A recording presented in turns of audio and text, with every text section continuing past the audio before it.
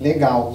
Aí também eu queria te perguntar, Edson, que eu vejo aí, eu já vi vários podcasts, você falando, e é muito comum que a gente tem o maior caso aqui, né? Tá até aqui, né? O livro. O caso Varginha. Que é o caso de Varginha, né? Que é incrível esse caso, é uma coisa assim sensacional.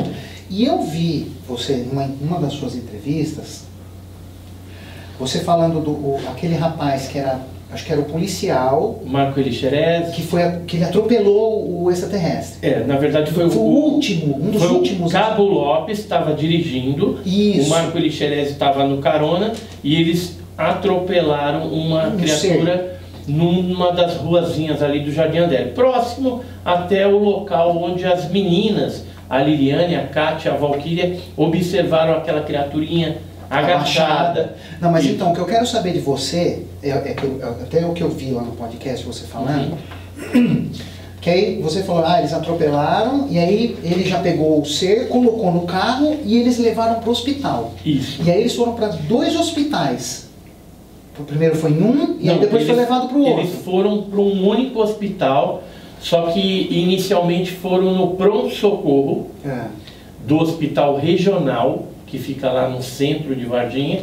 E aí, como era noite, o médico de plantão não quis atender, né, porque viu o Marco Elixerez com aquela criatura no braço. E aí falou, a gente não tem aparelhagem para atender criatura de outro mundo. Foi isso que ele falou. E ele falou, faz o seguinte, dá a volta por trás do hospital regional, tem uma ala que já foi fechada, porque já chegou uma criatura assim lá. Então leva para lá. E aí eles saíram do pronto-socorro e foram para uma outra ala, entrando por trás do hospital, lá no hospital regional. Então foi tudo no hospital regional. Mas aí... E em algum momento, esse policial militar ele sofreu um arranhão embaixo da axila. A gente não sabe se foi quando ele pegou a criatura lá, quando teve o atropelamento, ou em algum momento ali quando ele estava transportando, ou mesmo quando a criatura estava no banco de trás e o Marco Elixerez foi segurando ela no banco de trás. Então foi atrás com ele. Foi atrás com a criatura. Caramba, que coragem, hein? E aí... É esse aqui? É esse aqui, esse é o Marco Elixerez. E aí ele faleceu. É um menino novo, né? Tinha 23 anos, Nossa. 23 anos, na sua plena saúde. Porque policial militar geralmente faz aqueles exames periódicos, né? Então ele estava super bem. A polícia militar, ela tratou inicialmente como se fosse um pelo encravado embaixo do braço, onde tinha o arranhão e tal. Mas tinha um arranhão. Tinha um arranhão. Tá. Não só isso, né? A gente ficou sabendo, através de uma fonte militar, inclusive, que embaixo do braço tinha como se fosse uma verruga, mas em forma geométrica, vários quadradinhos. Caramba. Então era já uma deformidade que foi criada ali em função de alguma coisa que ele teve contato. Uma bactéria, alguma coisa assim. E o Marco Elixerez, como ele faleceu, a gente procurou o Dr. Janine, que foi o legista que fez a autópsia desse policial militar, que era da P2, né, que era da inteligência. E ele disse que nunca viu, durante o tempo que ele trabalhou como legista, uma bactéria, ele até falou, uma super bactéria, que levou à morte assim, do rapaz, né, rapidamente, em poucos dias. E segundo o que a gente apurou, era uma bactéria que chama Staphylococcus schleiferi, né, o nome científico dela. E essa bactéria, ela é raro em seres humanos, ela dá mais em animais. Então assim, o fato de ela ter ido parar ali como ser humano, como é que foi parar ali? Sendo que geralmente ela é mais presente em animais do que em seres humanos. Então ficou assim, aqui tem todos os laudos, dos exames que foram feitos na época. Esses exames do que estava acontecendo com o rapaz. Do que estava acontecendo com esse Marco Elixerez, né? Mas então, agora deixa eu te perguntar uma coisa, que é até exatamente o que eu quero saber, por isso que eu toquei nesse assunto com você. Porque eu vi você falando nesse podcast, que leva para cá, vai para lá, entra no hospital, vai por trás daqui. E me parece que, você me corrija se eu estiver errado, quando eles foram nessa segunda entrada do hospital, filmaram o ser. Isso. Foi ali que filmaram? No hospital regional. E esse vídeo? Mas tem filmagens também no hospital Humanitas, dizem, né? E esse vídeo nunca apareceu? Nunca vazou. Nunca ninguém mostrou nada, nem... Assim, tem gente que diz que viu, médicos, né, que viram esse vídeo, né, da mão de outros médicos que obtiveram a filmagem, mas não tem, assim, a liberação desse vídeo feito por civis até os dias atuais. Pelo menos que eu tenha conhecimento. Eu suspeito que... porque o que aconteceu? No passado, quando o caso estava sendo pesquisado, em 96, a gente teve a visita de muitos americanos, pesquisadores e jornalistas norte-americanos, inclusive que tiveram oferecendo dinheiro para quem tivesse um vídeo ou uma foto da criatura, naquela época. E naquela época a gente sabia que tinha alguns tipos de materiais desse tipo, do caso Varginha, mas que os pesquisadores não conseguiram ter isso na mão, não tinha acesso. Ou se alguém teve acesso, com certeza vendeu. Sim. E ficou bem. Ficou quietinho, vendeu. Ficou quietinho e vendeu. Qual que é a minha desconfiança? Tem um cidadão, jornalista norte-americano, que hoje a gente sabe que ele era agente da CIA, que ele esteve lá na casa das meninas, e esse cara chamava Robert Pratt, né?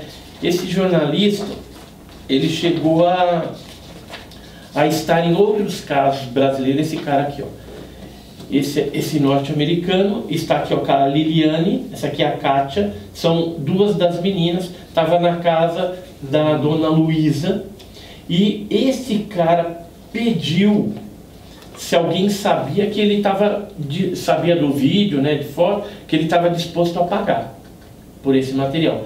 Se ele conseguiu isso, eu não sei. Mas é bem provável que sim, porque na Operação Prato, que aconteceu no Norte, ele também estava lá, ele comprou fotos do jornal Estado do Pará.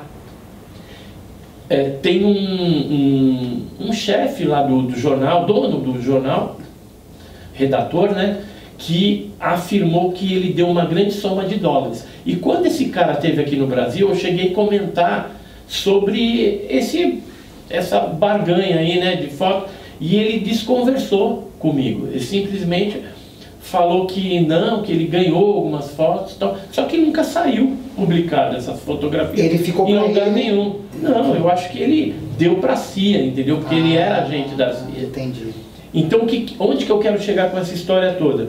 Que mesmo tendo ali o envolvimento americano, que coordenou toda o evento de resgate da nave, né, que foi abatida, das criaturas, que eles acabaram levando pelo menos 6 criaturas para a Área 51, lá nos Estados Unidos. Posteriormente ao fato, eles implantaram supostos civis, jornalistas, como se fosse pessoas jornalista só interessadas, mas que provavelmente compraram alguma coisa. É que nem, por exemplo, o James Fox, que escreveu, que produziu um vídeo chamado, um documentário sobre Varginha, Moment of Contact. Eu fiquei sabendo dessa história. Então, que ele queria pagar, né? Ele ofereceu 1 milhão, 200 mil dólares para quem tivesse o vídeo e tal. Eu fiquei sabendo dessa história. Eu penso o seguinte: se ele é um vendido dos americanos também e está aqui infiltrado, tudo bem, ele fez o filme lá para ganhar dinheiro, também é normal. Mas se ele conseguiu isso, com certeza no seio militar ou de inteligência ele conseguiria um dinheiro muito maior. Então, se ele conseguiu de fato, isso aí já deve estar de posse dos americanos. Não estou afirmando aqui, gente, que ele fez isso. Mas suposição... assim, americanos que tiverem envolvido com fatos ufológicos no Brasil, assim, eu não boto a mão no fogo em nenhum. Sim. Por nenhum, né? Porque muitos deles, com os anos, a gente viu que era um pessoal que veio só sugar, só para mamar, entendeu? Só para pegar as coisas. Não estava realmente querendo estudar, né? Então, a gente não sabe qual é o propósito, o objetivo por trás de tudo isso. Sim. Mas a gente não pode ficar acreditando, não dá para acreditar nem no brasileiro, né? Imagina gente que tem o objetivo de acobertar esse tipo de assunto, sendo que o caso Varginha foi coordenado todo pelos americanos. Logicamente tinha lá a Força Aérea também envolvida, mas quem estava por o Exército, mas quem estava por trás eram os americanos. Sim. Então eles podem ter colocado espia ali, alguma coisa para manipular esse tipo de coisa. Então, por que às vezes eu fico até pensando no James Fox? Porque quando ele estava fazendo a produção do documentário, em um podcast norte-americano, que eu tenho cópia inclusive, ele fala que tinha a fita. Pois por que ele falou no podcast que ele tinha? Será que foi só jogada de marketing? Acho que escorregou. Será que era jogada de marketing ou ele tinha realmente esse negócio e agora não tem mais e aí tem que...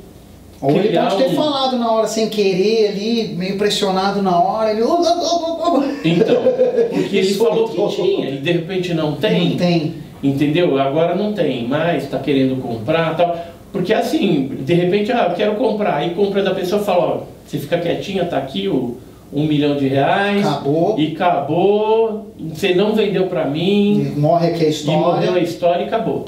Entendeu? É simples assim, entendeu? Quando o assunto é ufologia, a gente tem que ficar bem antenado, porque essas coisas que a gente pensa que é conspiração, que é teoria da conspiração, acontecem de fato, de verdade. Sensacional, Edson. Vamos ver como a gente está de tempo aqui pra gente